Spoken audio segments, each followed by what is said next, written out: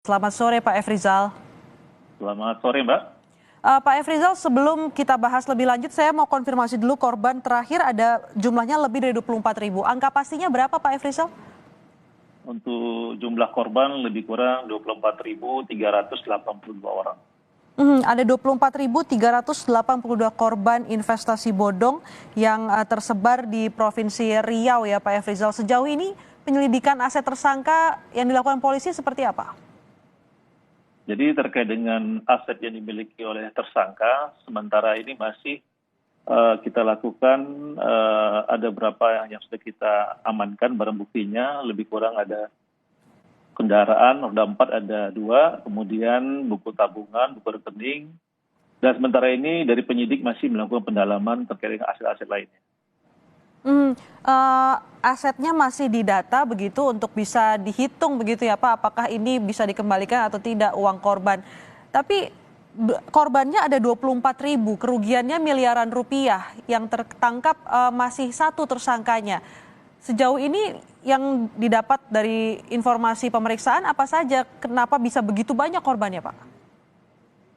Ya, jadi untuk menjalankan kegiatan ini, tersangka merekrut 31 dari ketua kelompok. Oke. Dari ketua kelompok ini kemudian meyakinkan masyarakat dengan bisnis investasi. Dari 31 orang atau 31 kelompok yang direkrut oleh tersangka ini, apakah pengejarannya terus dilakukan informasinya? Pasti, Mbak. Jadi karena ini kita kan masih melakukan pemeriksaan terhadap saksi, seandainya nanti mengarah kepada 31 orang ini, tentunya kita akan melakukan penangkapan dan penahanan terhadap tersangka ini. Pak Efrizal, modusnya adalah mengiming-imingi arisan dengan nantinya timbal balik sembako, uang, emas hingga sepeda motor. Berapa saja yang diminta, jumlahnya yang diminta kepada korban untuk mendapatkan jumlah yang lebih besar? Itu beragam. Jadi ada yang sistemnya menanamkan, misalnya contohnya 100.000, dia dapat dalam waktu 10 hari dapat 500.000, Mbak. Dijanjikan oleh tersangka. Oke, jadi memberikan skemanya dengan memberikan tenggat waktu 10 hari bisa mendapatkan uang lebih besar.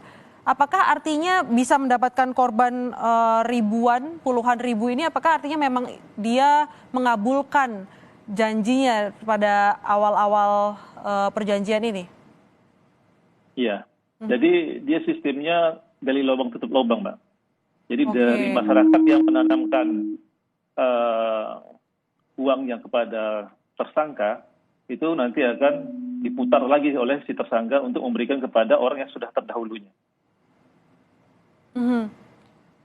Jadi sistemnya gali lubang tutup lubang sehingga sampai ribuan korban baru ketahuan akhirnya begitu Pak Efrizal? Iya, benar, Pak. Pak Efrizal, Anda bisa ceritakan korbannya ada puluhan ribu ini asalnya dari kalangan mana saja kalau kita bisa lihat latar belakang ekonominya? Kalau latar belakangnya berdasarkan data di lapangan, Mbak, rata-rata sih ibu rumah tangga menjadi korbannya, Mbak ya. Kemudian itu ada juga yang dari luar dari wilayah Kabupaten Indragiri. Jika melihat latarnya ini kebanyakan ibu rumah tangga, apakah memang modusnya ini mendekati ibu-ibu rumah tangga melalui kegiatan khusus begitu? Karena kegiatan ini kan dikemas dalam bentuk arisan, Mbak. Jadi arisan yang dibuat adalah arisan sembako, investasi uang, kemudian elektronik, sepeda motor, dan emas murni. Sejauh ini tadi Pak Efrizal mengatakan polisi masih mengejar ada ketua-ketua kelompok sebanyak 31 kelompok. Dari 31 kelompok ini apakah ada yang sudah berhasil diperiksa Pak Efrizal?